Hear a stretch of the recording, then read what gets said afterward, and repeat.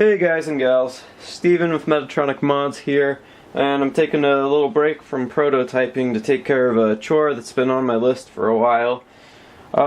See, my wife is one of those kinds of people that likes to press the snooze button 5 or 6 times every morning, and I can't stand that because I wake up right away after the first one and can't go back to sleep. And see, I like to sleep with a big black curtain in front of our bedroom window to block out all the light. We live in the city, so there's a lot of light pollution, and I can't really sleep well otherwise. And she suggested taking it down so that she can wake up easier and get back in, the circadian rhythms and all that. But that didn't really work for me. So then I found these wake-up lights. And I've got right here a Philips HF3500. And these things are, pretty cool. The light part of it is great. But there's a huge flaw with it, and that's that it still has a loud and annoying as fuck alarm. And there's no way to turn the audible alarm off, which I think is just really dumb feature to not have. So I'm gonna go ahead and see if I can get into this thing and change that. Maybe make the alarm a bit quieter, or maybe just cut it out altogether. So I've already looked over this thing, and there's no real way in. I couldn't find any clips. I thought maybe you'd pry this up, but so I figured there's got to be a screw underneath here. There's a little dip right here. 2 hours later. Okay, I think I figured something out. So, starting from the bottom down here, there seems to be a little bit of a little tab that you can get. A flathead screwdriver, or probably a stiff piece of plastic would be a lot better, so that you don't just mar the hell out of the plastic. But seems to be doing the job just fine with this screwdriver. Alright, so we've got the cover off, and that got us approximately nowhere. Good God, they really don't want anyone to be able to disable a speaker. Well,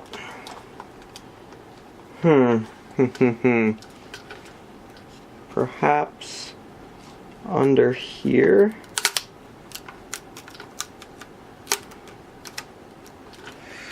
I don't want to rip this, but I can always glue that back down later. And we got another Phillips head.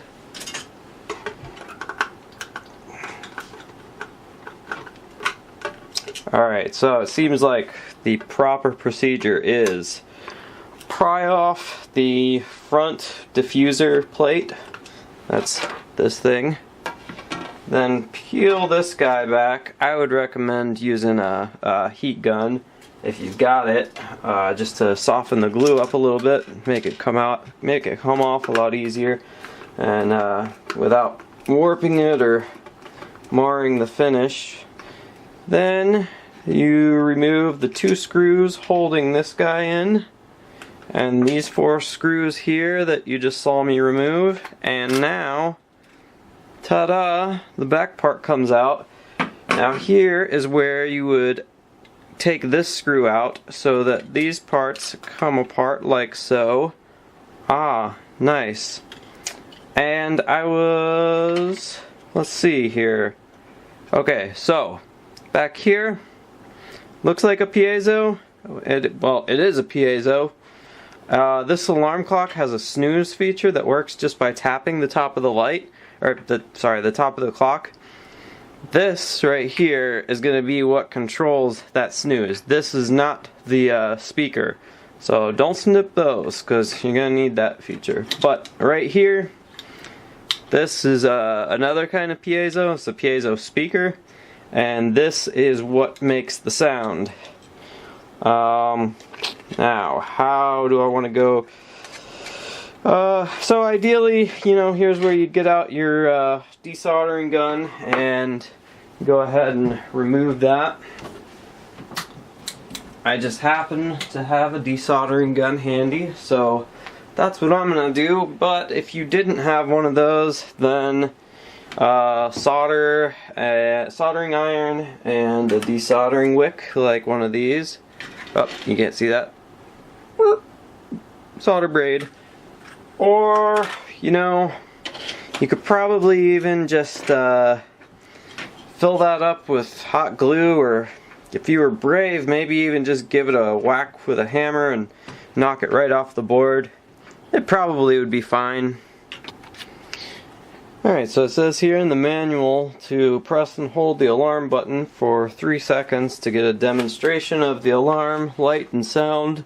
It should gradually turn on the light over 90 seconds. There's in test mode. And the alarm should sound. But, of course, it shouldn't sound because we fixed it.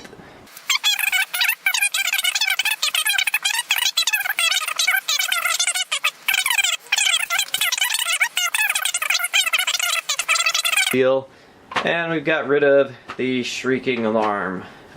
Alright, so the light's gone back down now. It looks like it's starting to cycle over. I didn't hear a single beep. Of course, why would I? We took the piezo out. So, seems like everything else on the clock works great still. I'd call that a success. Hopefully this helped somebody out there. Thanks for watching, and tune in next time when I destroy my coffee maker because it burned my tongue. Bye.